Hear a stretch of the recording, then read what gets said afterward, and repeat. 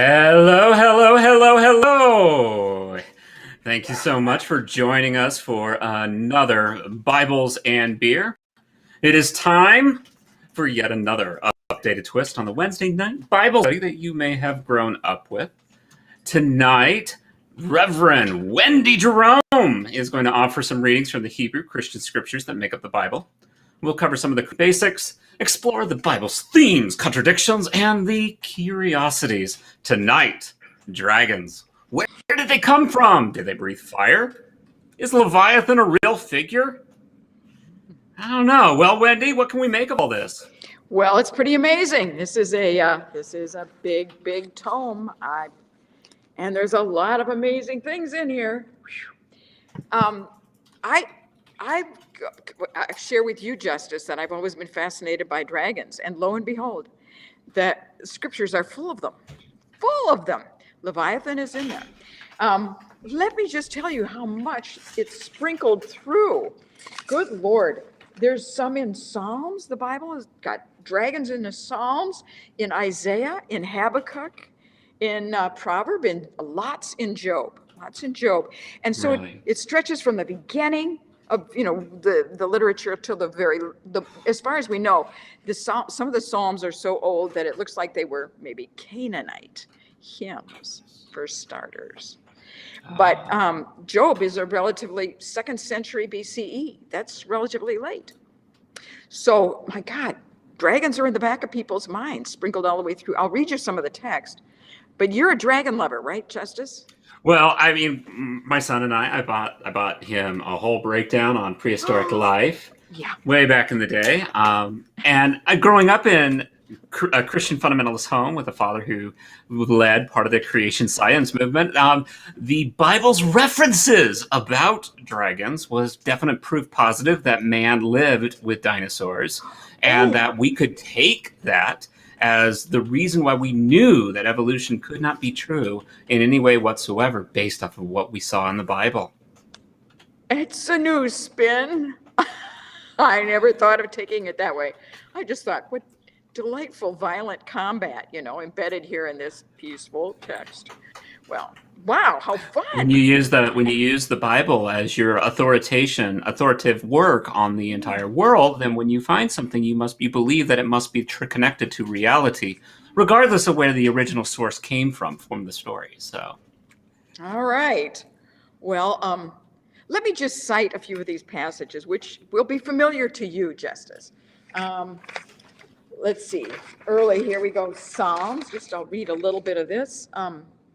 This is Psalm 74. Yet God, my King, is from of old, working salvation in the earth. You divided the sea by your might. You broke the heads of the dragons in the waters.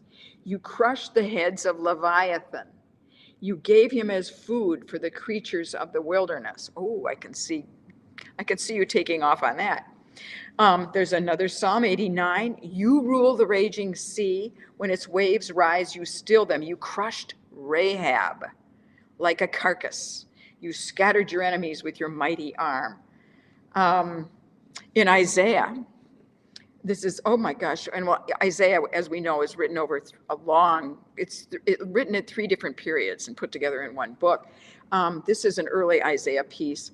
On that day, the Lord, with his cruel and great and strong sword, will punish Leviathan, the fleeing serpent, Leviathan, the twisting serpent, and he will kill the dragon that is in the sea.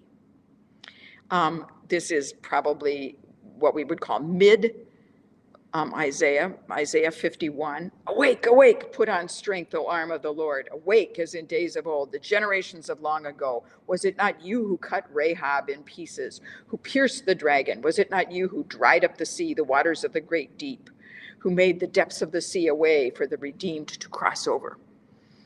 Habakkuk, one of the old prophets here. Was your wrath against the river, O Lord, or your anger against the river? Or your rage against the sea when you drove your horses, your chariots to victory?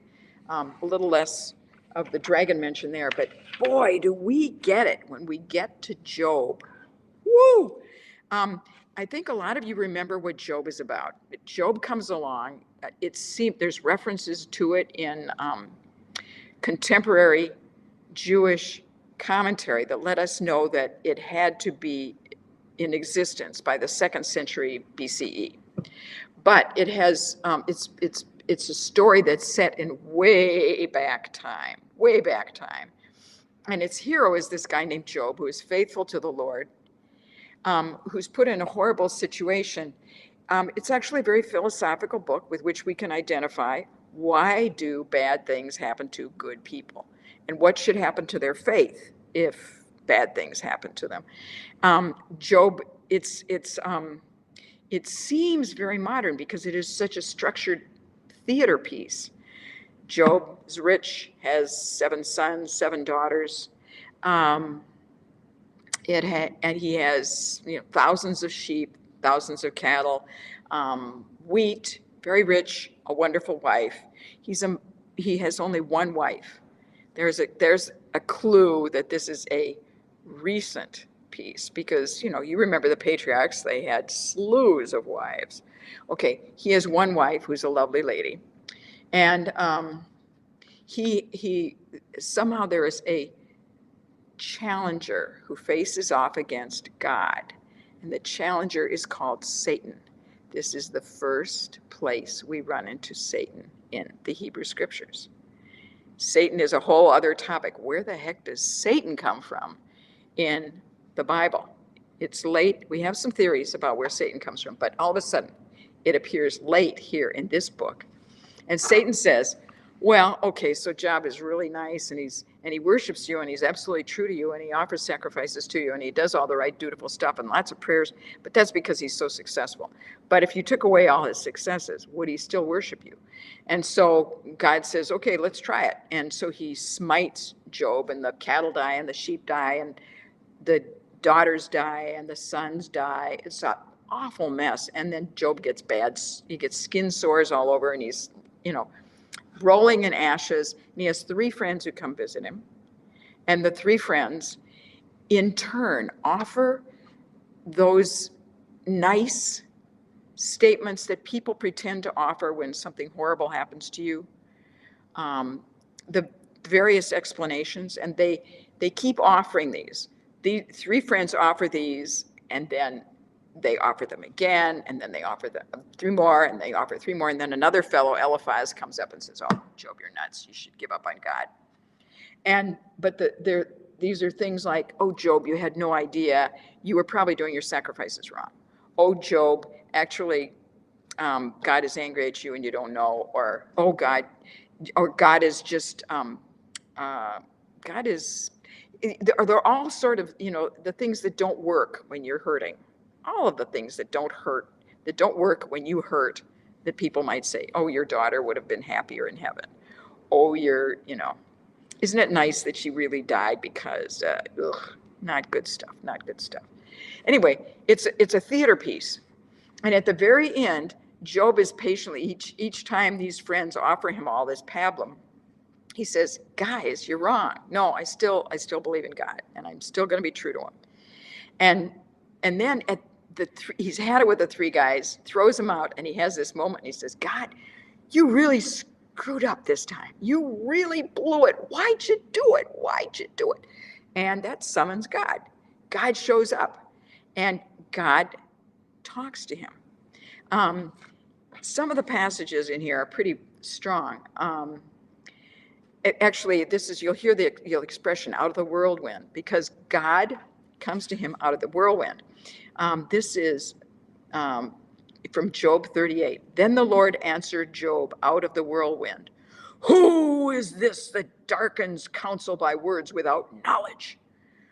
Gird up your loins like a man. I will question you, and you shall declare to me. Where were you when I laid the foundation of the earth? Tell me if you have understanding. Who determined its measurements? Surely you know. Or who stretched the line upon it? On what were its bases sunk, and who laid its cornerstone when the morning stars sang together and all the heavenly beings shouted for joy? Or who shut in the sea with doors when it burst out from the womb? Interesting choice of words. When I made the clouds its garment, and thick darkness its swaddling band, and prescribed bounds for it, and set bars and doors, and said, thus far shall you come and no farther. Can you draw out Leviathan with a fish hook, or press down its tongue with a cord? Can you put a rope in its noose, or pierce its jaw with a hook? And then it goes on and on. God is telling Job about what a fearsome creature Leviathan is. It goes on for several verses to describe a really scary dragon, breathing fire, armored, scales, monstrous claws, the whole thing. It's a fairly terrifying picture. And the deal is to scare the pants off Job and to point out to Job that he's clueless. You have no idea how things work, Job. Okay, because I don't want to leave you feeling bad for Job, I want to let you know that at the end of the book of Job, God restores a lot of good things for Job, and he winds up pretty happy and comfortable. And Job says, God says, thanks, Job, for believing in me. Okay, that's not the way it really happens in life. I think that was a later addition at the very end. I think stuff is, here, I see a comment. Sounds like a father yelling at his ungrateful children. You clueless kids, you don't know how hard I work to bring home the bacon so you can goof off. Yeah, it is. It is completely wrathful. I don't know, Job's daughters, I don't know who they are. I know that he gets 3 daughters restored to him at the end. He lost 7, but he gets 3 really extraordinarily beautiful ones restored at the end. In this little piece that seems to have been added as a coda because people felt so bad about why bad things happen to a good person. At any rate, there we are, dragons. And in fact, Leviathan and Rahab, these are the names that are used in the Bible, are like, there they are. Those are the names. We see Rahab's name used again. She's a prostitute, who actually winds up working for the Hebrews who are trying to make their way into Canaan. She helps with a battle by stabbing a general in the head, seducing him with a bowl of warm milk, and then there's also this whole dragon thing. You kind of say, what? But the clue lies in, it's kind of like all over the place. If you move east from the land of Canaan, Israel, Palestine, you start finding a lot of art that shows a hero figure fighting with a dragon. Maybe we should flash up. Justice is holding a couple of. This is a stamp seal. It's shaped like a cylinder, and it was carved into stone, and it was a tradesman had this made for himself. It was his personal steel with his little personal seal, and he would seal his jars of oil or honey or whatever he was selling with this wonderful little seal. And it happens to be a picture, as you can see, of a god holding, looks like nasty spears, and another god helping him behind, and he's going to get that dragon. Whoa, that looks like a big dragon. It has a nasty claw in front, and but I think that God is going to win. Now, cylinder seals are used in the, now you have to think in your map brains. The Tigris and Euphrates rivers pick up their waters in the snowy mountains of Turkey. They flow through Iraq, and then they empty into the Persian Gulf together. Okay? This is the area where Western civilization began. Okay? And as far the first literature that we have in the West comes from this area at around the date of 3,500 BCE. People were living there from Neolithic times on. These are the people who tamed wheat. From wild grains, they gradually produced a grain that could be harvested and would fall ripe, what would be held in the kernel until you winnowed it in a barn, but it would be held by the grass, this wild grass, and would be ripening all at the same time, so that human beings could actually produce harvests of wheat, this high protein, wonderful grain. And so naturally, these people are very successful. They are so successful that this wheat agriculture is better and better and better, and it actually begins to damage the soil, all that irrigation. And so where these wheat growers started out down close to where the Tigris and Euphrates empty into the Persian Gulf,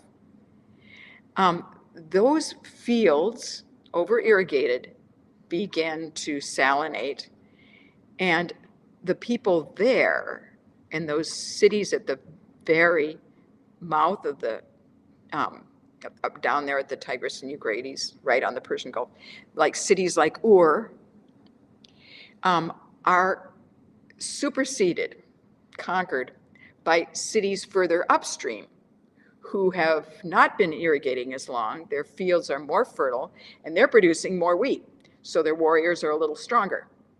And finally, over-irrigation means that cities further upstream will be conquering them. So we have a series of civilizations starting down at the Persian Gulf and moving upstream on the Tigris and Euphrates. Sumer is superseded by Akkad, is superseded by Babylon, is superseded by the Persians, is superseded by the Neo-Babylonian, Babylon, Assyrians, then Neo-Babylonians, then Persians. Okay, so you get the sense that but the persistence of this civilization, despite the fact that it'll have different names, is they kept the same mythology. They would change the names of their gods, but they continued to have the same stories because the original stories were so darn good, I guess. All right. So I'm going to ask Justice to show us one of the latest art pieces of this dragon combat. You saw one of the earliest. Here's one of the latest. This one is carved on a big hunk of stone. If you've been to the Minneapolis Institute of Art, you've seen this style of human, right? We have a couple of large figures like this at the Minneapolis Institute of Art. They come from the city of Nineveh, the capital of the Babylonians. And what you're seeing there is a god, Marduk, and he's going after a dragon. In his hand, he has spears again, just as in the earlier cylinder seal. He has these things that look like spears, but they're more than that. I venture to say they're thunderbolts. Okay, he's going after that dragon, and that dragon better move because he's going to win. And how do we know he's going to win? Well, because these are only two of the art pieces. There are pieces of art like this throughout the ancient Near East. Even if you go up to Turkey, up in the ski areas, the snowy mountains of Turkey, the land of the Hittites had a story in which their god a superhero beats up on a dragon and beats up on this coiling serpent, and they actually have a rock face carving, which I would show you, except that it doesn't reproduce at all well. So this is a very popular myth. It looks like people love it. It comes to us in several versions. I mean, one version is you get little pieces of the Sumerian version, and then we get little fragments of the Akkadian version next upstream. And then we have what is this wonderful thing is, the wonderful thing we have is we have up in Babylon, Nineveh, Ashurbanipal had this library. He loved books. He just loved books. Okay, they're all clay tablets. Of course, his kingdom is conquered. And when it is conquered, all of those clay tablets are burned when the palace is burned. And that is the best thing you can do to a clay tablet. Those clay tablets are solid. We can read them today, and we have them. So we have a finished version of this story that was appropriate for the Babylonians, with their head god, Marduk. And it is called the Enuma Elish. It is actually their creation myth. And they would spend, the Babylonians, 10 or 11 days each year at their New Year festival reenacting this thing. It's an amazing story. I'm going to tell you the whole story because who can resist? Who can resist? It begins, okay, now just to be honest with you, Ashurbanipal's copies were probably made around 670, between 630 and 670 BCE. Other people further downstream on the Tigris and Euphrates, like the Kassites, their version dates back to 1600 BCE. And there is even older material telling the same story, okay? In the version that we get from Ashurbanipal, this one from 630 to 680 BCE, we have the story of the creation of the earth. And it goes like this. It begins, when on high the breath was over nothingness, okay? Now, if that reminds you of Genesis, keep listening. It's pretty amazing. So what happens out of the nothingness is actually two things. It's a male and female mushy, gushy stuff.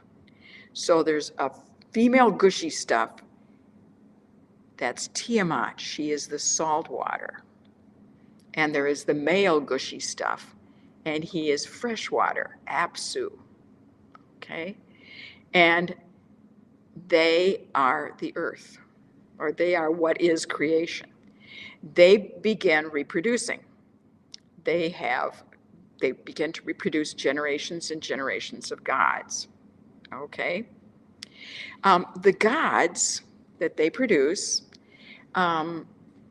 get rowdy and make too much noise. And Apsu is angry because he wants to get his sleep at night. So he goes to his wife, Tiamat, and he says, Tiamat, come on, I want to kill them. They're just driving me nuts. I'm not getting any sleep. And she says, we cannot kill what we have made. And Apsu says, I don't care, I'm going to do it. And so without her knowledge, he says he's going to threaten and kill all the gods. Among the gods, one young god rises. His name is Ea, the god of wisdom. And you may remember him if you were with us for Bibles and Beer, and I talked about the first man named Adapa. Ea, who loved to be entertained, created Adapa as an amusement, the first human being. Okay. Ea is the god of wisdom. And Ea goes after Apsu. And it's very strange. He goes after Apsu and he beats him, he smites him, with thunderbolt and stuff like that. I don't know why it has this in the description, but he rips off Apsu's loincloth and then takes his crown and then kills him. Okay, so he can become supreme God. Okay, I leave to you why it's so important to rip off somebody's loincloth. But Apsu is now out of the picture, and Tiamat is a widow.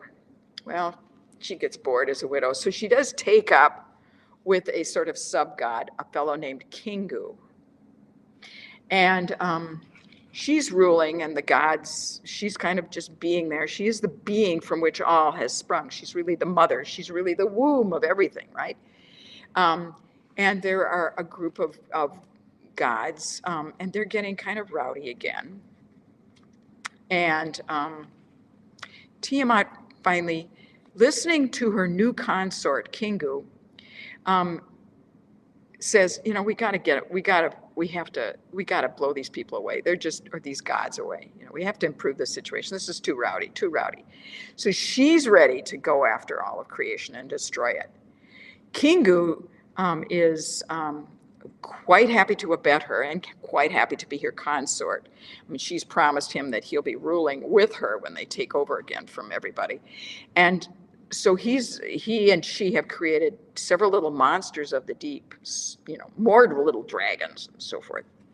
Now, keeping in mind, Tiamat is the salt waters, okay? The gods can see Tiamat coming, scares them pants off. And fortunately, Ea, who's by now a little older, says, you know, I can't do this one. I can't do this one. Sorry, I can't do it this time. I know I knocked off Apsu the first time, the fresh waters, but I can't do Tiamat. How about my son, this young fellow, Marduk? Marduk strides in. He has 4 eyes and arms of great bronze. He's quite the amazing young god. He's no fool, too. He's quite smart. And so he says to the gods, these trembling gods, hey, gods, look, if I do this for you, if I save your lives, will you make me king of the gods? And they say, oh, yeah, anything you want. Anything you want, you can be king of the gods. And they let him go forth. He is so smart that he uses 2 particular weapons. He has a thunderbolt, of course, but he uses a net to capture Tiamat. And then he hurls wind at her so that she inflates and her mouth is wide open. And then he shoots his spear into her mouth and kills her by hitting her internal organs. And then he divides her body. Half of her body becomes the heavens, and the other half of her body becomes dry earth, the firmament.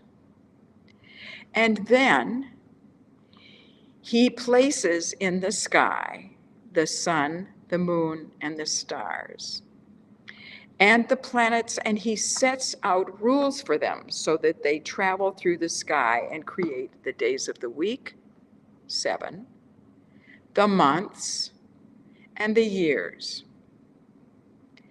Then he continues creation, gradually getting down in this story, in addition to the Adapa story. They get down to a point where he does create human beings only at the behest of the gods, who say, well, this is super, you know. You've done all this. You've created solid land, and you've gotten the salt water under control and the fresh water under control. But, you know, we like to party, and we need people to support us with sacrifices. So Marduk says, okay, I'll create human beings, and they can serve us. Okay. So this is a second creation of human beings story in the Enuma Elish. The Enuma Elish is pretty remarkable because, as you've been listening, I know you've heard this. I know you figured this out. You have figured this out. What's happening is that we have the blueprint for Genesis and for the order of creation in Genesis and for the fact that it happens in 7 days. how original is Genesis then? I mean, if it's all here in the Enuma Elish. In the first four creations are in the same order. See, the earth in both the Genesis and in the Enuma Elish, this Babylonian story about dragon combat. The earth is a mushy, desolate glurp. It's a waste. It's mixed up. It's Tiamat and Absu, okay? The salt waters and the fresh waters, all. Then, when her body is cut in half by Marduk, in the Enuma Elish, we create the heavens. So we have light, as we do in Genesis, right? And then the other half of her body, in the Enuma Elish, Marduk creates as firmament, the land, all right? So we've got the dry land. This mirrors what we have in Genesis.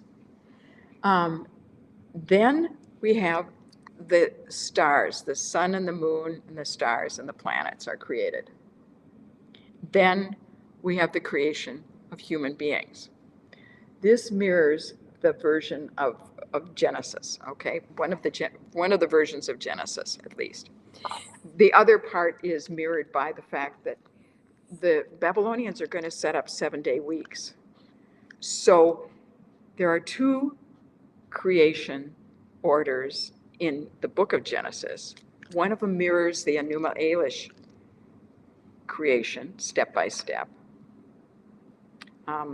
Light, the heavens, dry land, and then finally man. And the other one mirrors the fact that there are 7 days in a week, okay? It really makes it look as if Genesis is not very original, doesn't it? Or you could say, and being very generous about this, you could say, it shows us that when the Hebrew tradition wanted to tell a story that was really, really old, they knew where to go to get a really, really old story, because the Tigris and Euphrates stories are at least 4,000 years old by the time the Jews heard them, okay? And they seem to have been widespread. If people all the way up in Turkey, the Hittites, know about them. And now I'm going to give you one more little piece for this, okay?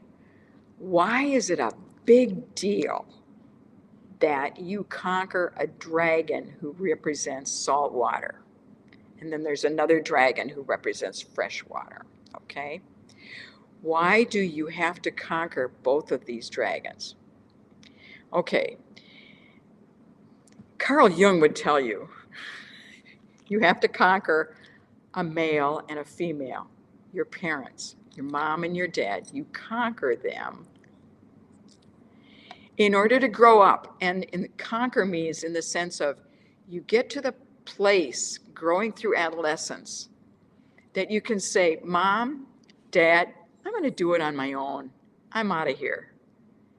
Actually, it's Carl Jung would say this is the story of individuation. And Carl Jung would say this is why so many dragon stories worldwide involve a fight with a male and a female dragon. Even Beowulf, if you guys remember the story of Beowulf, Beowulf fights Grendel, male, but also Grendel's mother, male and female enemies, okay? So that's the Carl Jung version. But there's also a great version that brings up engineering, and I love that because Minnesota is kind of the land of great engineering, 3M and all that stuff. We're pretty good at that stuff. What happens where wheat was first developed? It's a land of marshland. It's a huge wetlands where the Tigris and Euphrates empty into the Persian Gulf. And it's in the spring, it's a mess because the snow melt up in the mountains in Turkey means the Tigris and Euphrates are rushing with uncontrollable freshwater streams. You have to keep those streams in their banks or everything's a mess. Your houses, your clay houses, your little reed houses are all going to be washed away. You have to get fresh water managed And then when the breezes are blowing in that wetlands from the Persian Gulf, salt water comes rushing up and it mixes with the fresh water, and you can't grow anything when the salt water is flooding the land. In fact, it ruins it. So the people who create civilization and really save our bacon, bring us, the beginnings of Western organization here, are people who figure out how to dig irrigation ditches.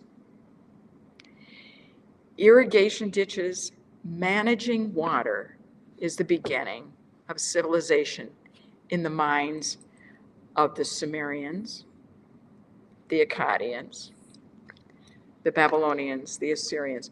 This myth continues because it is in their experience that nothing could have happened. Cities could never have been developed unless the waters had been managed with intelligent irrigation. Okay, I am open to hearing people's thoughts about this. I love it because it raises the whole issue of human beings. Even, this is pre-Bronze Age. Human beings are pretty smart and we're good engineers. And I really like to thank engineers for many of the things we have. Okay, and then I just alluded to the Canaanite. Somebody's asking about Canaanite hymns. Yeah, so we do have a question here. It says, please say more about such stories as the Canaanite hymns. Who was being praised? Okay. In the Canaanite hymns, they seem to be, and we could do a whole evening on the Psalms and Canaanite hymns. But it looks like they have a god. The Canaanites have this wonderful god named Baal, Baal.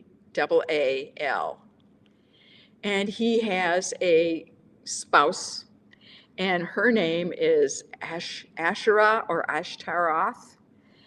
And Baal and Ashtaroth are such a threat to the Hebrew prophets by the time we get to them, that they're always shaking their fingers and saying, oh, you guys have been worshiping, you went back to worshiping the Baal, you went back to worshiping the Ashtaroth, you put a statue of the Ashtaroth in the temple. Oh, that's naughty. I guess they were still pretty persuasive.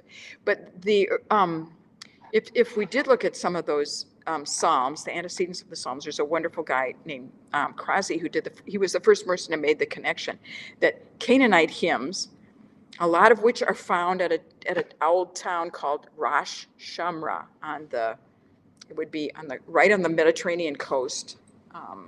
There we go, sweetheart. It would, and there again, we have clay tablets, that get burnt. These are also influenced by the Near Eastern stories. So we have a god that smites a dragon, often a dragon which has 7 heads, or a dragon which is a coiling serpent. And it might be called Lotan instead of Leviathan, or Tohu. And maybe you've heard the Hebrew phrase Tohu Bohu, which means chaos, mess. Okay. Related to the words Leviathan and Tiamat. Okay. And one of the things about looking for the relationship between these names is you got to remember the Hebrew is written without any vowels. The other thing that's very interesting is you all have read enough of the Bible that it's written in 2-line verses. It's in little kind of couplets all the time. They don't rhyme the way we do in English. What they do is hold things together by having a similar idea repeated in 2 lines, and then they'll go to the next 2 lines for another idea. That's true of Sumerian poetry. That's true of Akkadian poetry. That's true of Babylonian poetry. That's true all the way through the Enuma Elish of the Babylonians.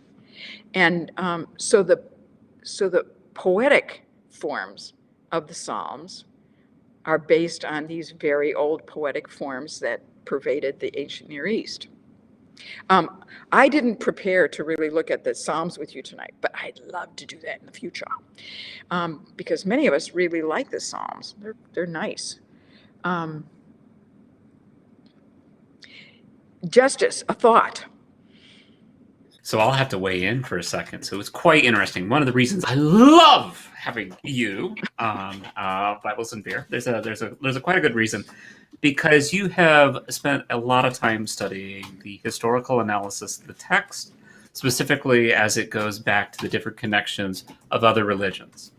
As a fundamentalist Christian, I was raised that the Bible came before such text. And any similarities was because it was a resemblance of the truth, even though it was worshiping an incorrect God.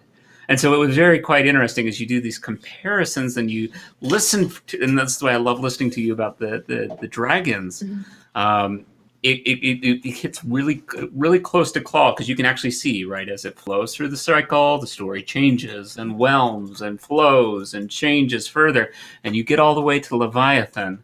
And Leviathan is a much larger beast and a much larger tale. And it's very easy for us to try and go and put our scientific spin on it and go, oh, well, that's actually, a crocodile or something along those lines. But when we understand the background and the history that you're sharing with us, that helps start to give us a lot more key as how a story can go from a snake all the way through. Yep. Yeah. And I know that the fundamentalists would like to say the Bible predates everything, but it doesn't, because these clay tablets are a lot older.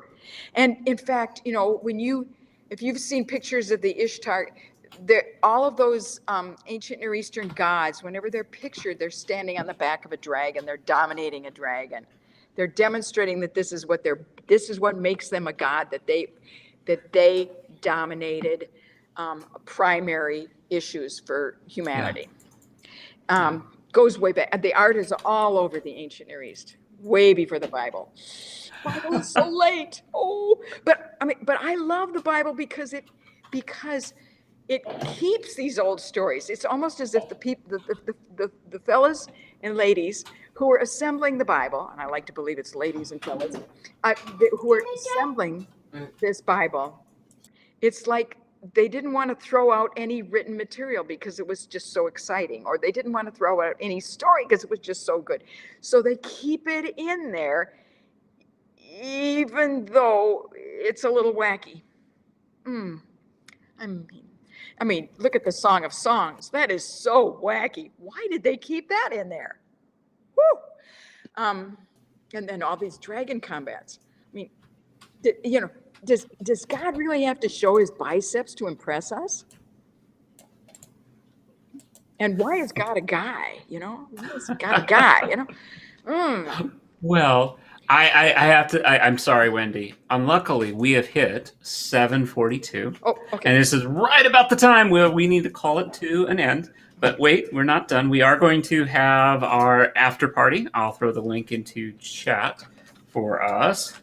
And feel free to join us, everyone. We're going to continue. Hopefully, Wendy, will you join us? I will try this. I will hit that chat.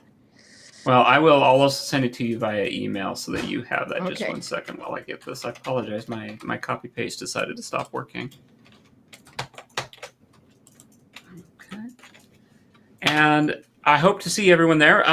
Wendy, we've got another month before you and I get together again. What are we going to do? You have any ideas what we want to talk about next month? I don't know. There's so many things we could talk. We could talk about the Song of Songs. We could talk about the Psalms. We could talk about Revelation. We could talk about there's some really good subjects there. Yeah. We are, thanks everyone for attending Bibles and Beer tonight. We'll be back again next Wednesday with Reverend Dr. David Breeden. He's going to be bringing some very interesting stuff. We'll have again tomorrow morning coffee and wisdom at 9 a.m. and I hope to see you all. Take a look if you're more interested in podcast formats. Go ahead and take a look at Apple or Google Podcasts or anywhere you can find your podcast. You'll typically find it by just looking for either coffee and wisdom or Bibles and Beer. Thanks all, and I hope to see you all at the after party. See you shortly. Okay. So let's see.